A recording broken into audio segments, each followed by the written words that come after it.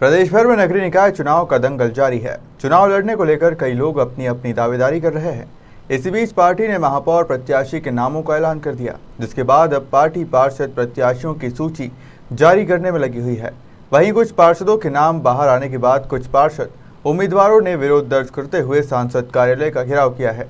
पार्षद का टिकट नहीं मिलने पर नाराज कार्यकर्ता पार्टी के पदाधिकारियों से मिलने पहुंचे और नाराजगी जाहिर की, तो वहीं कुछ असंतुष्टों की भीड़ ने सांसद कार्यालय का घेराव किया और विरोध दर्ज किया।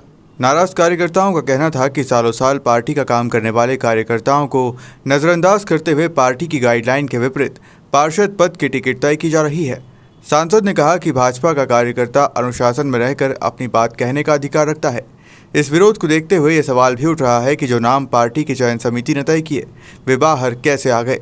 इस दौरान लोगों ने बाहरी प्रत्याशी का विरोध जताते हुए वार्ड के लिए व्यक्ति को उम्मीदवार बनाने की मांग की। आपके पास नहीं आया भाई, तब तो किसके पास अधिकार है? मैं कहाँ मना कर रहा हूँ। मैं तो लोगों से जो नाराज होके आ रहे हैं उनसे कह रहा हूँ भैया बाहर से पत्थर मारो, गालियाँ दो, ये आपका अधिकार है।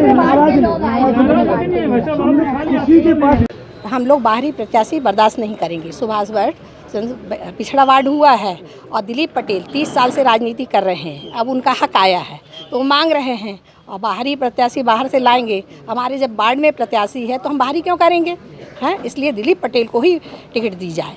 और भाई साहब से निवेदन है खास, और बाहरी आएगा तो हम लोग बिल्कुल बर्दाश्त नहीं करेंगे। उनको बाहरी अभी लगे, बाहरी अब जो भी आए, हम लोग अपने दिलीप पटेल को चाहते हैं। हम लोग दिलीप पटेल को चाहते हैं। हमारे वार्ड में दिलीप पटेल 30 साल से राजनीति कर रहे हैं और पिछड़ा वार्ड हुआ है, इसलिए वो अपना हक मांग रहे हैं, तो उनको हक मिलना चाहिए। है? मैं मीरा मिश्रा।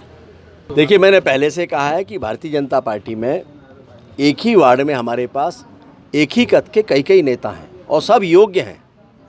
तो स्वाभाविक है कि टिकट के वितरण में जब किसी एक का फैसला होता है तो थोड़ा मन में बेचैनी होती है, लेकिन ये भारतीय जनता पार्टी का कार्यकर्ता है, उसको ये अधिकार है कि वो अपनी बात रखे। वो अपनी बात रखता है तो अपनी बात लोग रख रहे हैं, इसमें किसी तरह की कोई बुराई नहीं है। लेकिन किसी तरह का कोई विद्रोह नहीं है, किसी तरह की कोई बगावत नहीं है।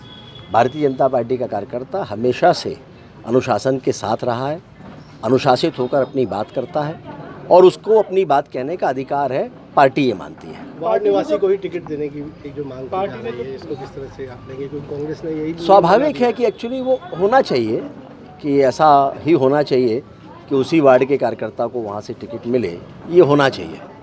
कई बार परिस्थितियों के आधार पर निर्णय होते हैं, लेकिन ऐसे कार्यकर्ताओं की बात भी उचित स्थान तक पहुँचे, ये मेरी कोशिश रहेगी। पार्टी की गाइडलाइन का भी एक तरह से उल्लंघन ही तो हो जाता है पार्टी के ही द्वारा। पार्टी ने जो गाइडलाइन बनाई है उसमें कोशिश ये रहती है कि विनिंग कैंडिडेट को टिकट मिले, और मैंने कहा कि एक ही कद के जब कई कार्यकर्ता होते हैं तो पार्टी के सामने भी असमंजस की स्थिति होती है।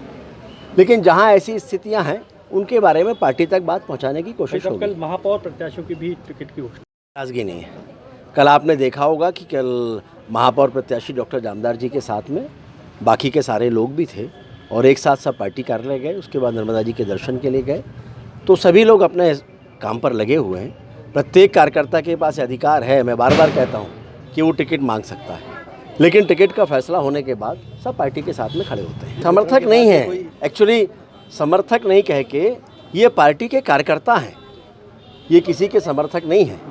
ये कार्यकर्ता हैं जो अपनी बात रखने के लिए आए हैं। आपने देखा है कितनी शांतिपूर्ण तरीके से अपनी बात उन्होंने रखी है और अपनी बात रख के जो उनको कहना था उन्होंने कह दिया। ब्यूरो रिपोर्ट, खबर मध्य प्रदेश।